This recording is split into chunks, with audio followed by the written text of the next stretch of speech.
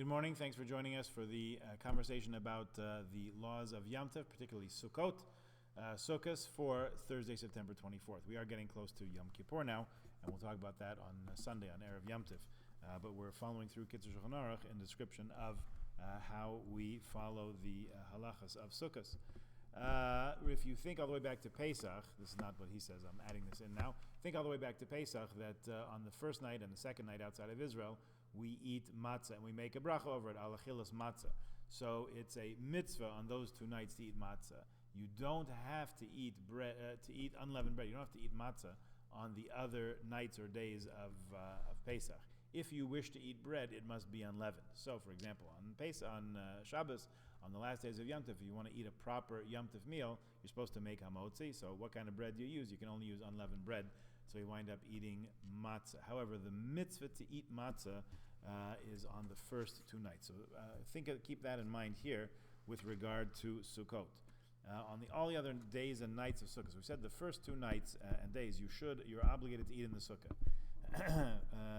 On all the other days and nights, you're not obligated to eat in the Sukkah, but if you're going to eat a regular meal or sleep, we don't do that in Canada because it gets a little cold, but if you're going to eat a regular meal, you should do that in the Sukkah. What do we mean by a regular meal? The phrase in Hebrew is kaviyat suda, kavius suda. If you establish a meal, you eat bread, have some wine with it, something like that.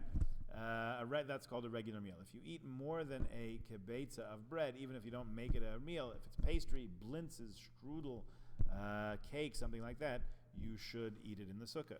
Similarly, any dish made of one of the 5 species of grain, if it's more than a kibetza, you should call it a meal, eat it in the sukkah, and make a bracha leishe b'sukkah. But even if you eat a big fruit salad, you have a bunch of fruit, that could be a meal for some people. You're allowed to eat that outside the sukkah, along with a glass of wine or other beverages, or just a piece of meat, or just a piece of cheese. You can have that outside the sukkah, but it's not because it's a snack, not a meal.